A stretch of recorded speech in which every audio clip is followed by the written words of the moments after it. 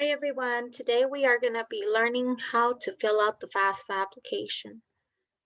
So please get your FSA ID ready so you can go ahead and start this process.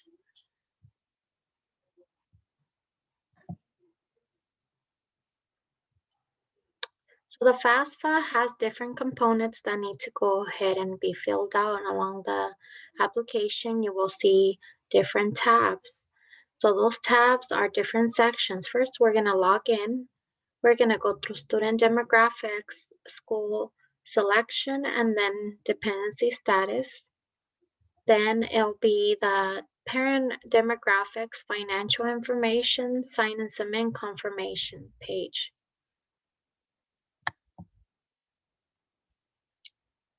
All right, so the first step is going to go to fasfa.ed.gov. Once you are on the website, you are going to go ahead and select New Student Start Here. Once you are there, you're going to go ahead and select I am the student. Once you do that, you will be directed to the screen that is here, okay, which is the login. I'm hoping you already have your FSA ID created, okay. If you do have it created, you can just go ahead and input it here. And if you don't, you can go ahead and go to create one and go through that process first before moving forward with this video. All right, so for those of you that have it created, let's move on.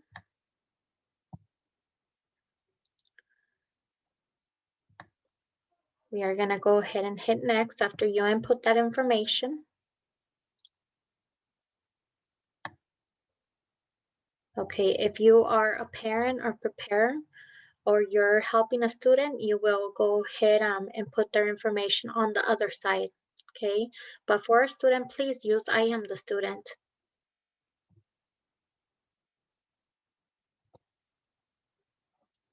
All right, so first you'll get a disclaimer. Go ahead and take a minute to read it if you like. When you have completed reading it, you can go ahead and select accept so we can move forward on with this application. Once you are in the application, it will say get started, and it will have the application dates on there, the application that we're going to be applying for. So if you're in the middle of the school year, you'll have two selections. So you'll have a button that says 2021, and then you'll have another one that says 21-22. Okay. So the 2021 school year covers you up to the spring of 2021. The 2021-22 FAFSA will cover you from the fall of 2021 to the spring of 2022. If you are a high school student this year, you are going to want to select 2021, 21, 22. If you are a college student that is trying to renew your financial aid, your FAFSA, for next year, or you are planning to go ahead and start in the fall, you can go ahead and select 21-22 FAFSA. It's always good to have both of the applications filled out if you're a college student. Just in case, if you are planning to come to summer school, it is also important to have both of the years filled out, 21 and 22 and 2021.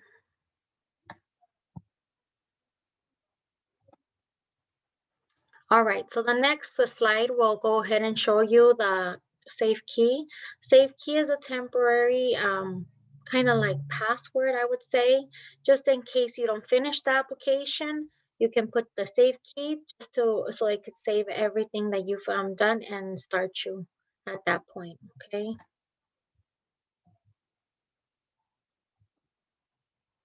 After you're done with that, you will go ahead and be introduced to the Student demographics. Here they will ask you basic information like your name, your address, things like that. Okay, so remember, you want to go ahead and put all your accurate information for make sure everything's updated if you're renewing this application. And make sure you put an address where we can go ahead and send mail to you.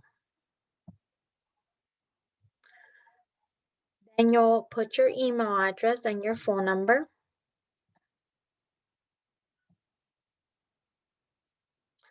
And they'll ask you a couple questions. So they want to know this year that you're applying for, okay, what is going to be your status, okay? Did you What is the high school completion status that you have? Did you just get your high school diploma, or do you have a GED?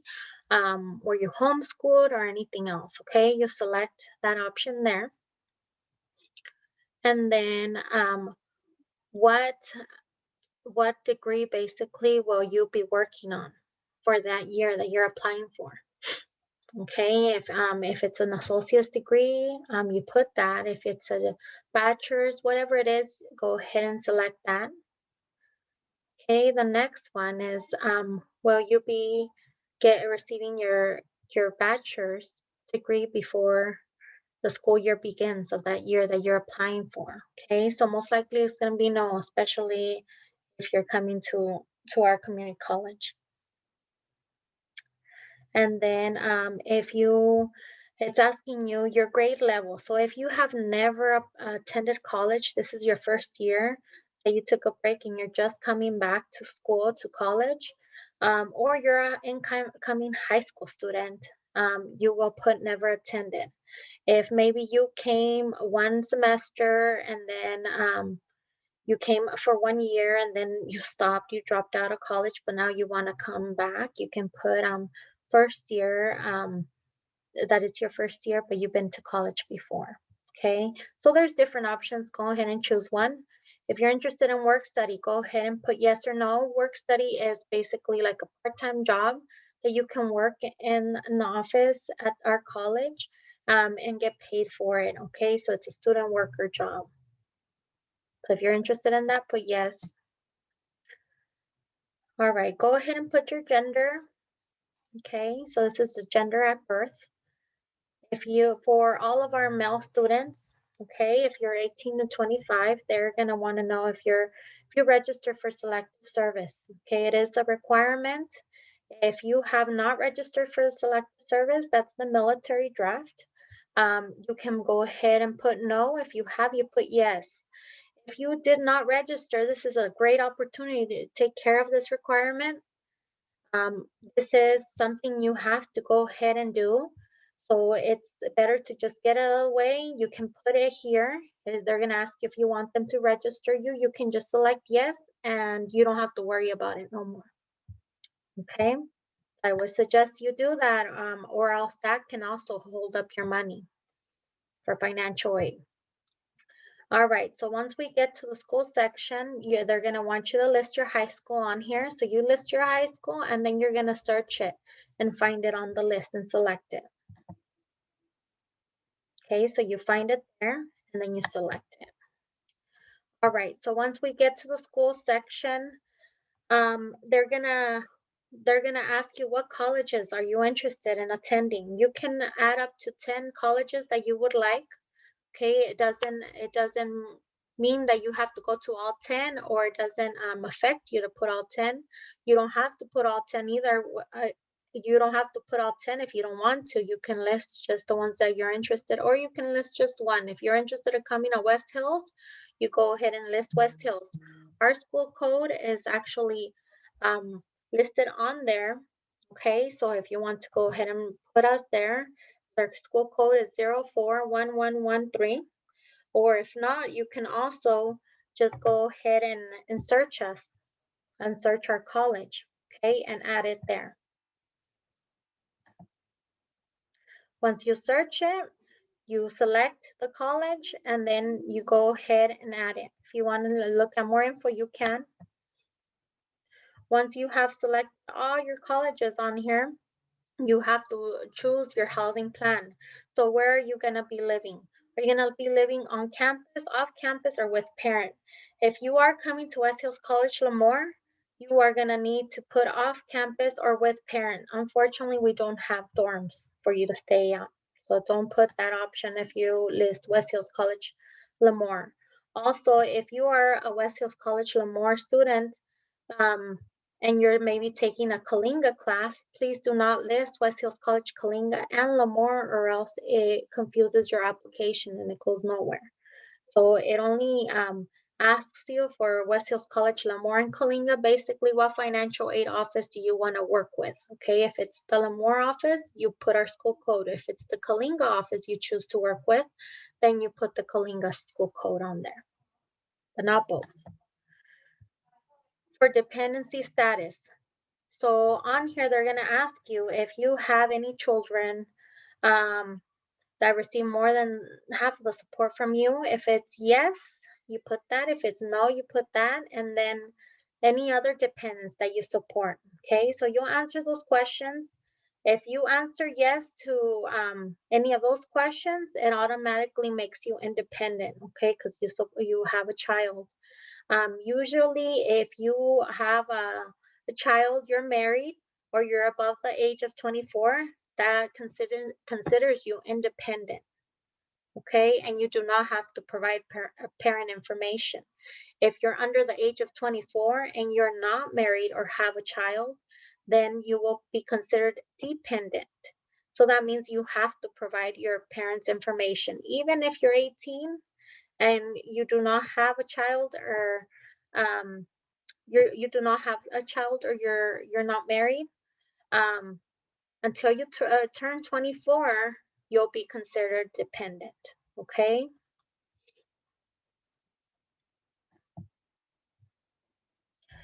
There is another list of questions on there that will be asking you if you select any of those on the list.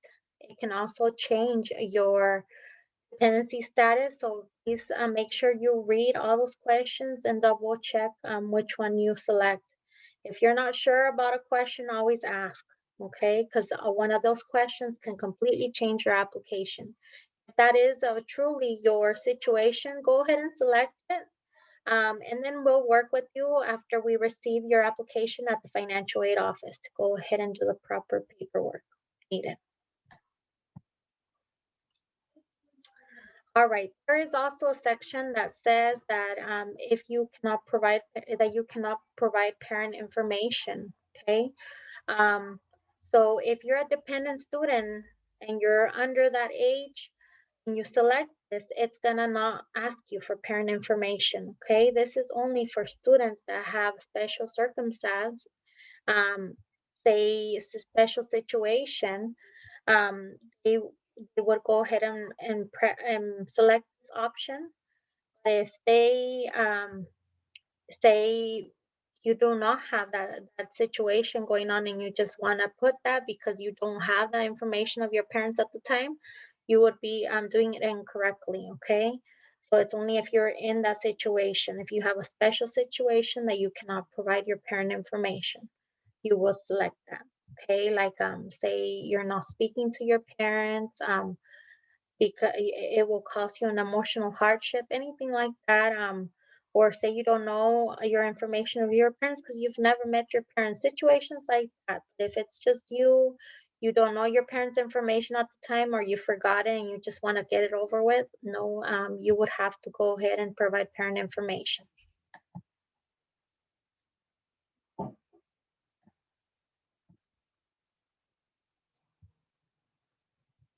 Okay, and this it will explain a little bit of what I just talked about, what special circumstance um will count, what happens. So basically, if you do have a special situation, it will go to our financial aid office. There are some paperwork you have to do for our office, and we'll walk you through all those through that process if that is needed. Or they go to our director, and our director will go ahead and make that decision. whether she approves that option for you. Okay, so your special situation basically means you've never met your parents, or you do not know anything about your parents, okay? Or contact with your parents will cause you an emotional hardship.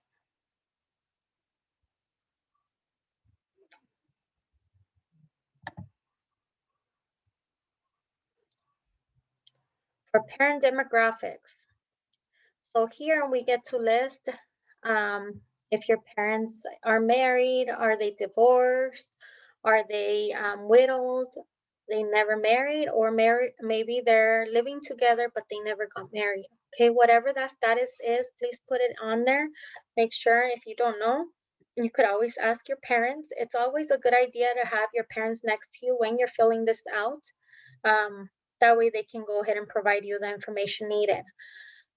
They are also going to need to provide a date of when that happened. So, in my example here, the student put that their parents were married.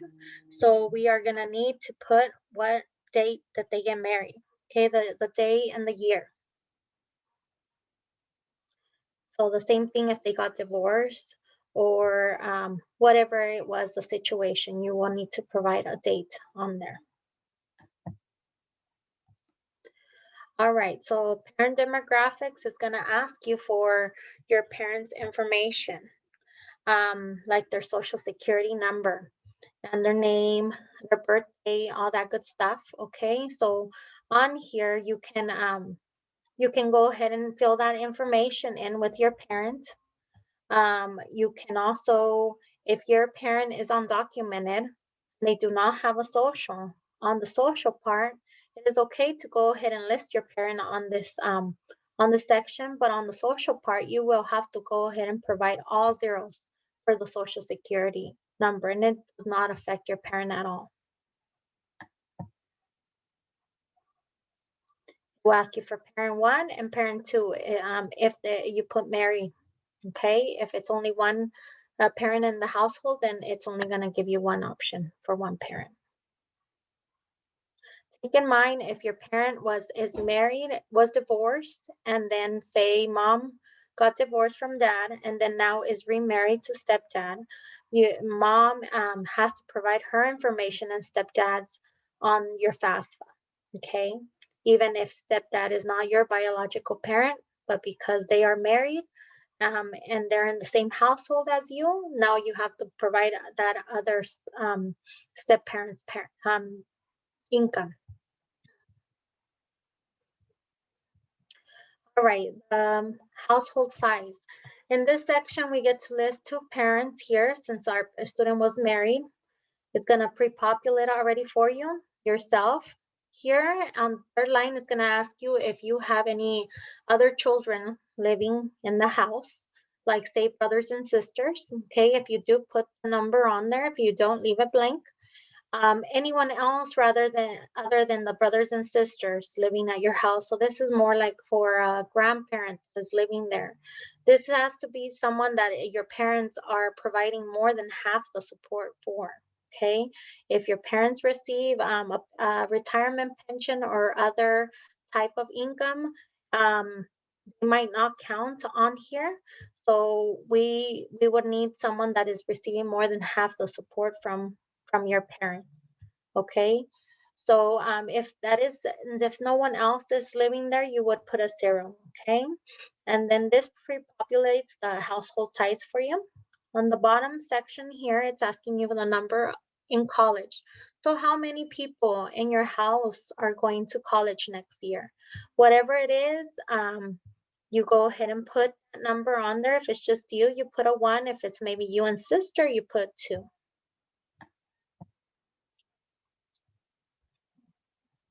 All right, so parent financial information. So this is where it gets tricky, but it doesn't always have to be hard. So at the beginning, I did mention it to get your FSA IDs ready. This is where it comes in handy. If your parent created an FSA ID, you can go ahead and put FSA ID on link to IRS.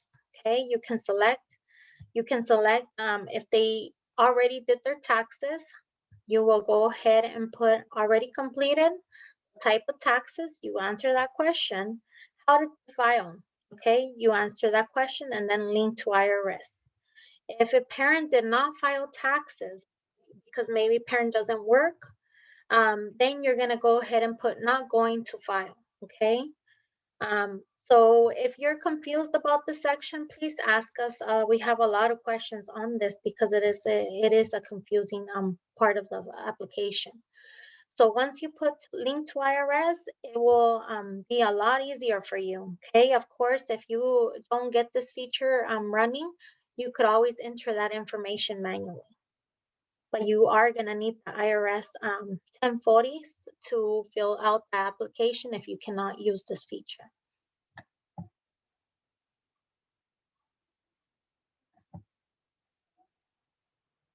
All right, so what the data retrieval tool does, it links all your information or your parents' information from the IRS into your FAFSA.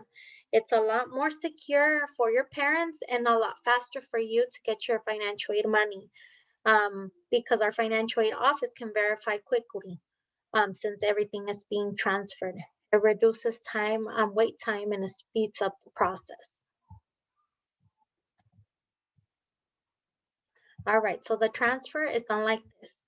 You put the parent's FSA ID there. Make sure it's parent one or parent two. If you don't remember, you could always go back to parent demographics and double check on that.